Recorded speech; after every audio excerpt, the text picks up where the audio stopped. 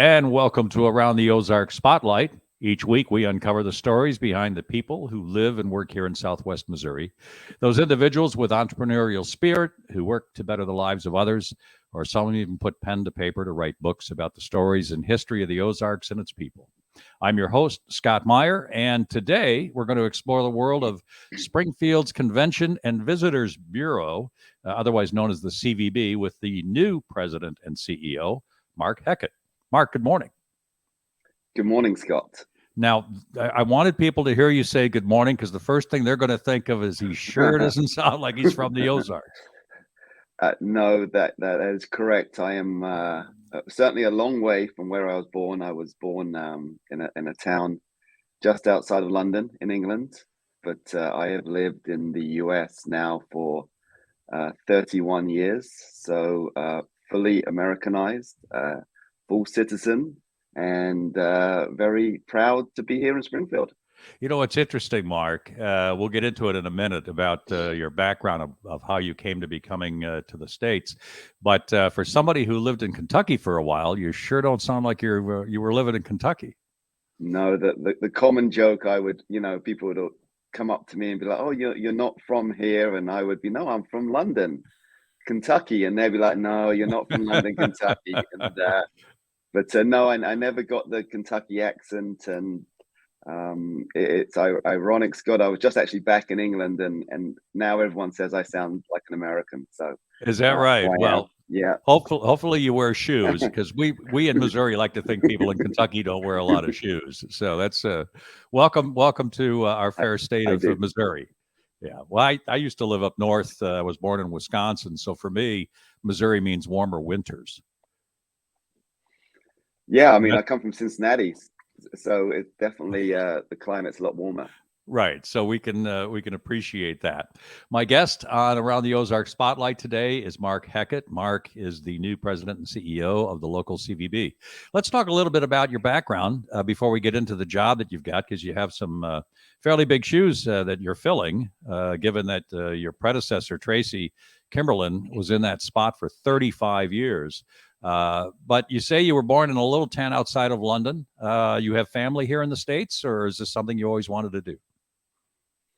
No, I guess to get, listeners a little bit insight into who I am as a person, I kind of, I'd love to explore. I love to get out. And I left England by myself on my suitcase. I went to go study at the University of Kentucky. It was a very wild and crazy decision that was a fantastic decision. Not only I got to explore a part of the world I never thought I would, it changed me as a person. And now I live here. I met my wife there. So, that's kind of, and you say I come from a little town. Really, it wasn't so little in comparative stakes because, that's reality. Everyone's heard of Wimbledon, the tennis tournament. Well, I lived like 5 minutes from the Wimbledon tennis tournament. So you can imagine it's a little bit busier. So, so that's kind of how I got on my path to coming over to the US, and I've just lived my life, and I love to go to new places to learn, and and through that I've got this sort of real strong passion for the travel and tourism industry. No, that's fantastic. Yeah, you don't. Well, I can't tell because you're sitting in a chair. I wouldn't expect you to be about 6'10" and wanting to play for the Wildcats. Now, Kentucky and quite frankly, the U.S. is a big place, and unless you were playing darts, which I know is popular in England, how in the heck did you consider Kentucky? Is it simply because it's in the center of the country? No. And Scott, I'll give you the very short version. There is a much longer story, but it started out as just a crazy idea of like, my friend and I were like, let's go study in America.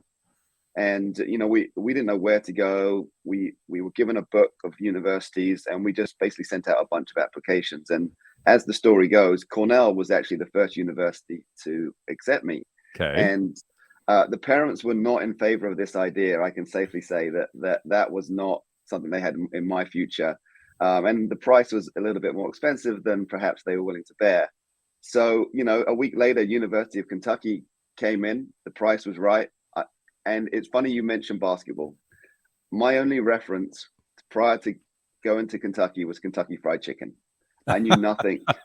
knew nothing. I knew nothing about the basketball, the city, the town, the horse racing. I knew nothing. Sure. And there was a belief that someone was looking over my shoulder that day, because, of all the places I could have ended up, Lexington is a beautiful city. Yeah. And I loved the university and my experiences. I will never say a bad word about my experience in Lexington.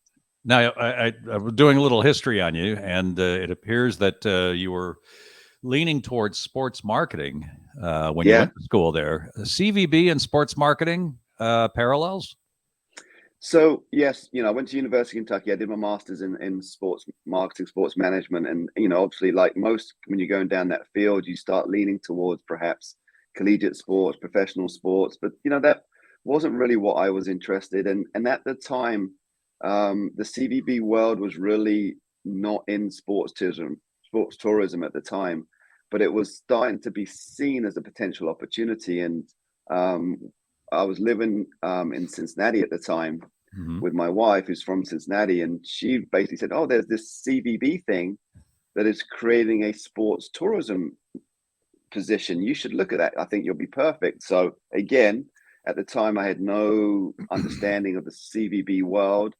And I applied, and so I was hired, and I got to create the sports marketing division for the CVB, which now is 20 so many years ago. So it was right at the forefront of this sort of boom where communities have really embraced sports tourism for their communities. So that's how I actually got into it.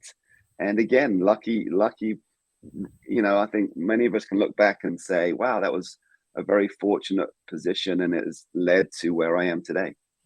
You're hearing my guest today on Around the Ozark Spotlight. It's not Ted Lasso in reverse, but it is a very similar story. My guest is the new president and CEO of the CVB, the Convention and Visitors Bureau here in Springfield, Mark Hecquet. And so Mark here, so your wife is from the Cincinnati area, you said? Yep. She's born and raised in Cincinnati. Yep. All right. So you're here. You're not going anywhere. You're now a U.S. citizen. Yeah.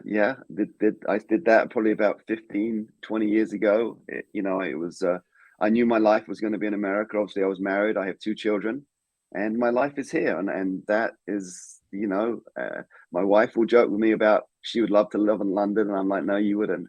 No, you wouldn't. So that's not in our life. We're fully US based in Springfield now, and we're exploring Springfield and learning everything that's great about Springfield.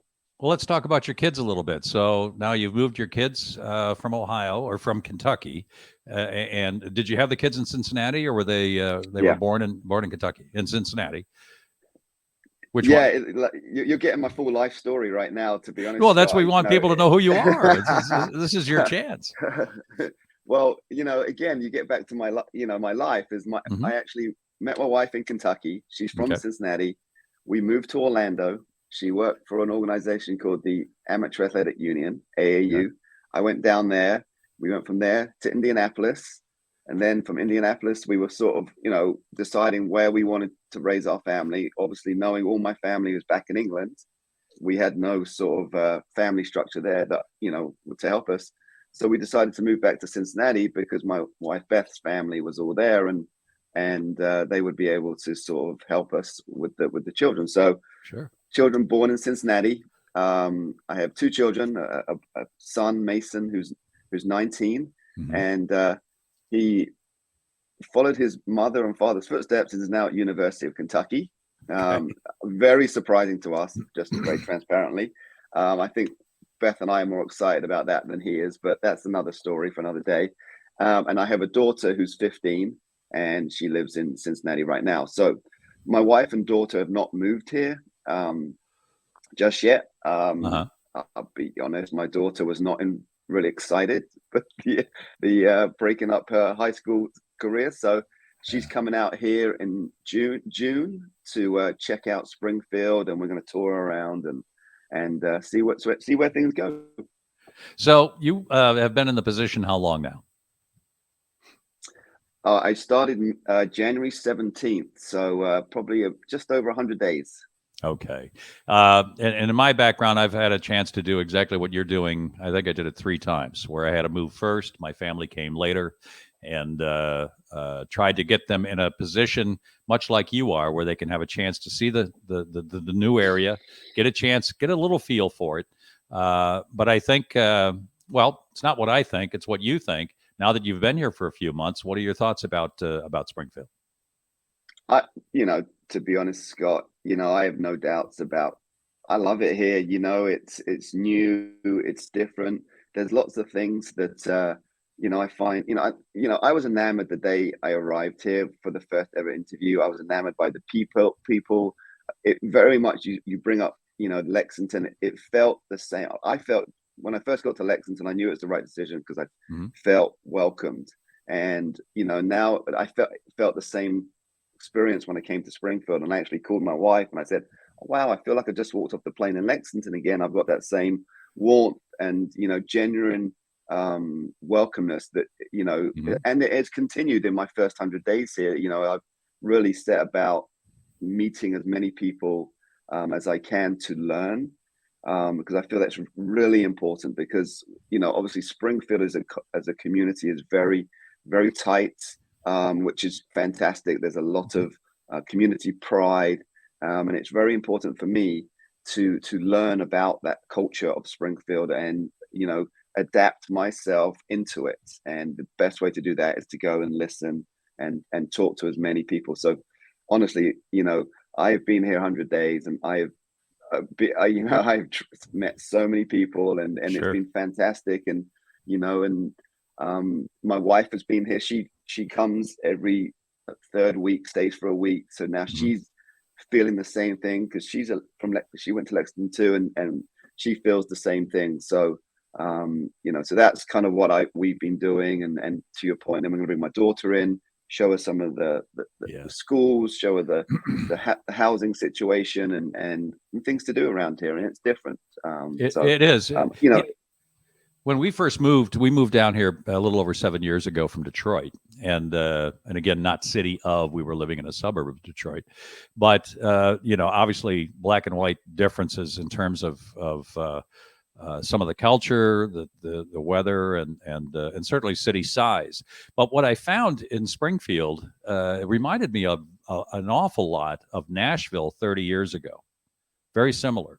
And Nashville today is, a very cosmopolitan, or getting to be a very cosmopolitan city, and has kind of lost that small town feel. But one of the nice things about Springfield is it's just big enough you don't know everybody, but it's small enough where you can still get places in 15 minutes. Scott, it's funny you bring that up because we were living in a suburb outside Cincinnati, Hmm. big metropolitan city. And my first comment my wife made to me, this city is great. We can get everywhere in 15 to 20 minutes. Doesn't Right. matter where you're going.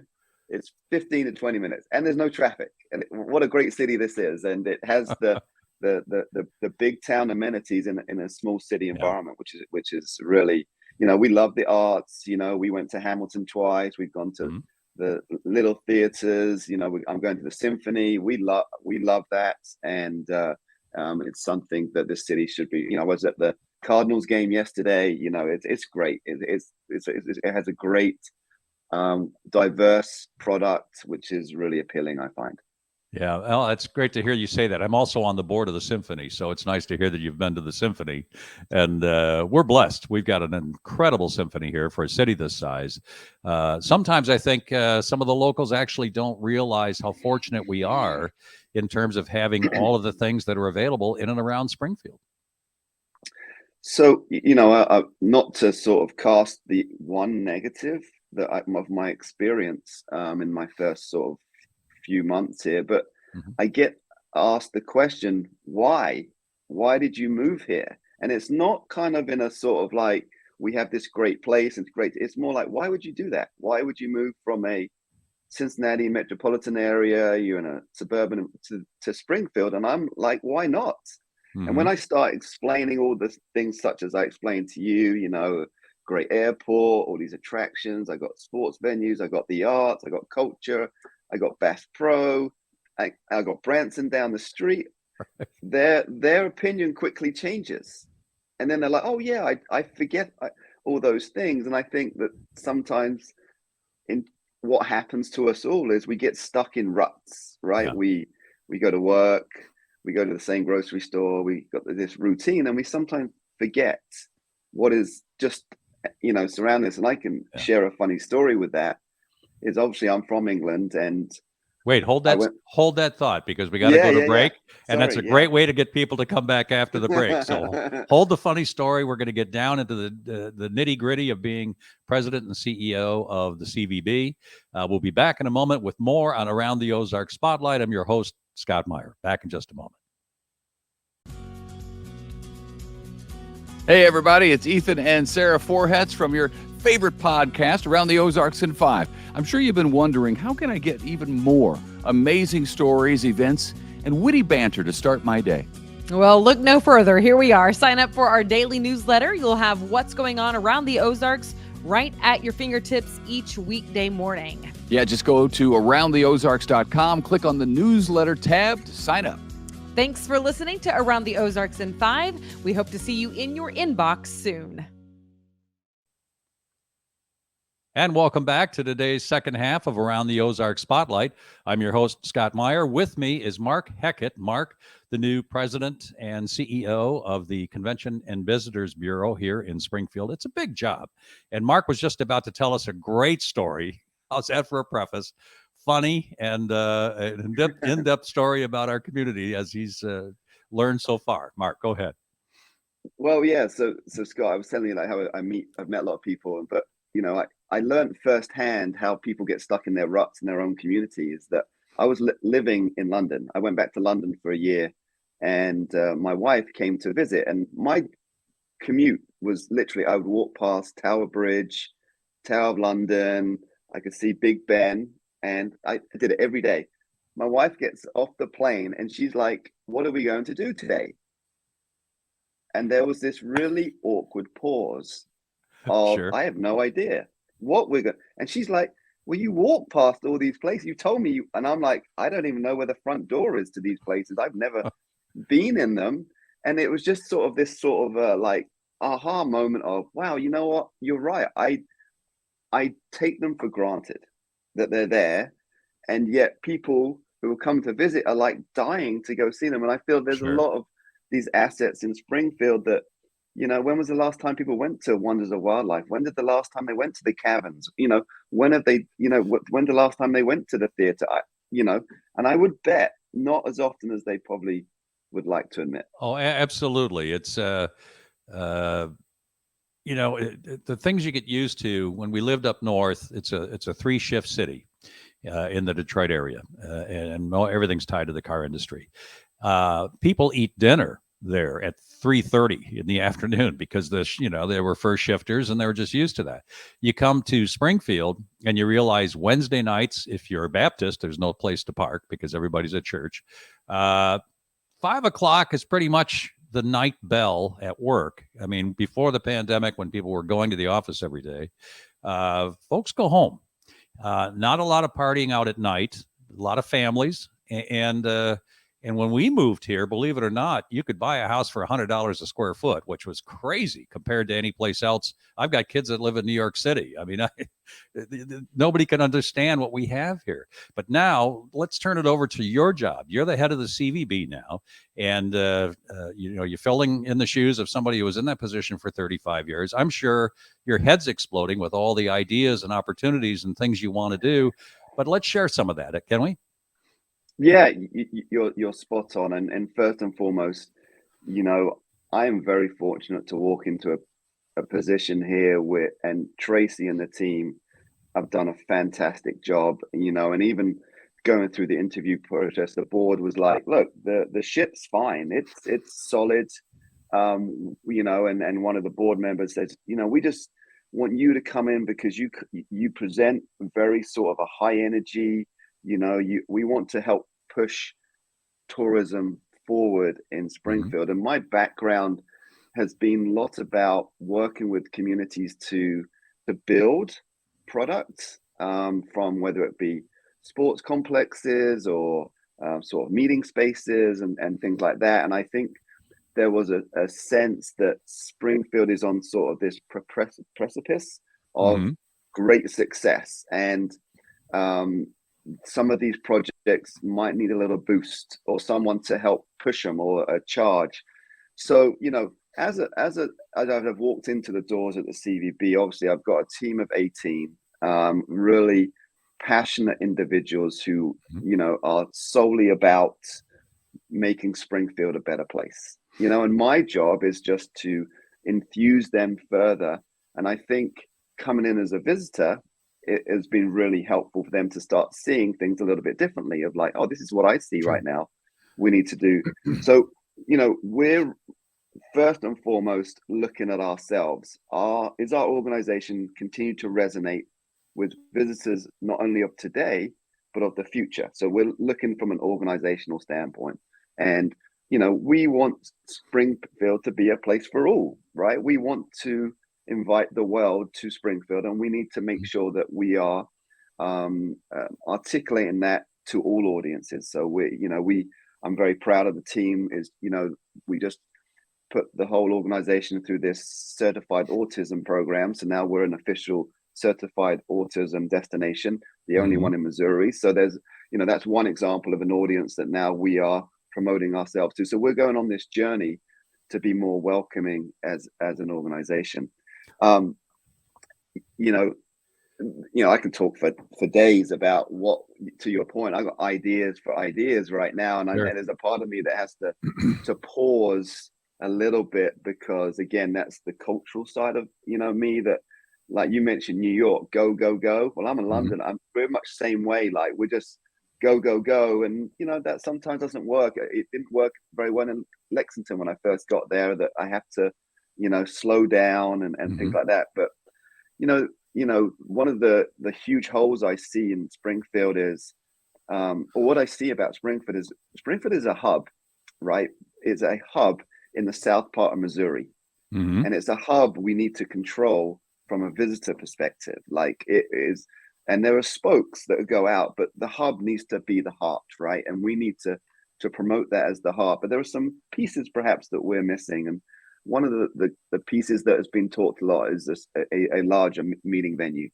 I think it has to be considered, and it has to be considered relatively soon for our market of our size, and or otherwise other communities around our state will take their business from us. So that's one thing I'm thinking is gravitating to the top of my list that we at the CVB need to look at. But we're evaluating everything right now. We're changing our marketing campaign. It's going to change for next year. We're going, it's not broken. Nothing's broken. We're just going to make it a little bit better. We're going to continue to evolve. And I think if anything about me is, change is always good for us as an organization. My job, and how I see the CVB, we are the welcomers for everyone who comes to Springfield. Yeah. And that has to be the best it can be. That first touch experience for any visitor. It doesn't mean any visitor that comes to stay here. It could be a potential person wanting to move their business, someone who wants to come and live here. They're going to visit first, and their experience when they come to Springfield has to be the best. And 9 times out of 10, they'll touch us in some part. So we take that very seriously here. And so that's, just a couple of things we're working on right now. The scariest point, I think sometimes, is at some point we're going to make it on HGTV, just like they've done to Gulf Shores, and everybody's going to want to come here. We've got so many friends that live all around the country. And what we found living in Springfield is we see all of them a lot more than we ever did before. You got to get to Phoenix, you got to go through Springfield, right? If you want to get to the West Coast, you got to go through Springfield. I mean, if you're coming from up north, going anywhere, Gulf Shores, many people come through Springfield. We are so on a map, I think, literally in the center of the country, and because of the cost of living being what it is, with the proximity for different sports, now with the new soccer fields that we built on the west side of town, that whole complex is as good as probably any in the country. Yeah. We've got I'm a tennis player. We've got professional tennis here. I can't tell you how many people don't realize. Now the pandemic screwed it up a little bit. Hopefully we'll start playing here again, physically playing in front of folks. But the bottom line is, for a city of, roughly 200,000 in population in the city limits, another 500,000 in and around the area, there's so much to offer. Yeah, no doubt. And you bring up, the sports side of the things. Obviously, and going through my background, that's really where I cut my teeth in this business, and certainly something that I think when I was being interviewed was of importance. That I think there is a genuine desire for this community to do more in the sports world. And as you mentioned, the Bobby Allison Sports Complex is, again, if you look into my eyes, I've got off the plane, I've driven half a mile, and I see this big neon billboard just like beckoning me, like, ta-da! And I'm like, what is this? I didn't even know it existed. And then I learned, and, Sure. I toured it, and it's beautiful. And then I go a little bit further, and then I hear about the Ozark Aimpa Fairground. You've been out there recently. They're massive arena. We were just this week talking to a sporting group that is, we're in negotiation to bring 3 events there with thousands more people coming into our community. And then you start talking about Lake Country, out there, and the Killian softball complex. They're going to be turf. Just creates more opportunities. So again, if you get, and Scott, you get me going now. I get excited. This is the reason why I came here, because Sure. I see all this opportunity. I see this, from someone in my space, and you see I'm getting quite excited about it. I'm like, Yeah. wow, there's no reason people won't come here. We have an airport. To your point, we're accessible. Major metropolitan areas to get to, very accessible. And we have the amenities that people are looking for. We have a hotel base that's a good mix from low to high class. We have good venues, and we have a diverse entertainment product, and we have attractions. What more could a visitor want? And sorry. No, I was just going to say, I think the biggest challenge, and you touched on it earlier in the first half, will be to get the city to move forward in its thinking in terms of where can the funding come from to build a bigger convention space? Where will the funding come from to build a better hotel near the convention space, right? Because we've got competition. Fayetteville, Branson, Tulsa, just to name smaller size cities, not including St. Louis and Kansas City, obviously. Yeah. But for us to get there, we're going to have to move that dime. Yeah, I mean, you're spot on. We're losing every day, point blank. My sales team, we have a report on lost business. And unfortunately, those cities that you just mentioned are the ones that are benefiting. It is, Sure. They want to be here. They want to be in Springfield because of all the reasons we just talked, but we just don't have the facility to house them. Now, I will say on the positive, there is, since I've come to town, I have had, obviously everyone's heard of the Ford SGF plan, and it does talk about tourism as being important. And in talking to city leadership, there is my belief that there is genuine intent to figure something out. Well, I think when you've got the base being, the medical center for this part of the country, the universities that are located here, the religious organizations that are here, and what they mean in terms of not only tourist dollars, but just base business dollars. There's so many things that the area has to offer. We've got about a minute left. If you could paint that picture 3 years from now, Mark, what would it look like? So, certainly our sports tourism efforts would have continued to blossom. We would have at least somewhat broken ground on a convention meeting type facility. And our airport has expanded with additional flights because of demand. And, Route 66, has put us on the map because of the centennial. Yeah, well, it all sounds exciting. And the beauty of it is you're a forward-thinking guy, a forward-looking guy. There's a lot of people in the city that think the same way as you. It doesn't matter what it's been. It's about what it can be, right? And it really is moldable clay. I think you can't help but look at it as that first day in kindergarten when they put that big blob of clay in front of you and said, make this into something. Fair? fair. Yeah, and that's why I love my job, is because there is no correct way to do it. And it takes creativity and drive. And that's what gets me out of bed every day. I want to thank my guest today, Mark Hecquet. Mark, the new CVB president and CEO. Big words, but he's got big ideas and a good place to go. I want to thank all of you for listening with us and being with us and viewing today's show. My producers, Taylor Worley and Jay Stevens, as well as all of you for joining us. If you happen to miss all or part of today's program, you can always find it in its entirety on the Midwest Family Springfield.com website, the AroundTheOzarks.com site, our Facebook site, Midwest Family Facebook site, or our new apps for Around the Ozarks, ATO app. You can find that on the Apple Store or the Android store. You can hear and view today's show as well as all the earlier shows this year and last year. I'm Scott Meier, and remember that every day is a gift. Enjoy life. Thanks again, Mark. Thank you.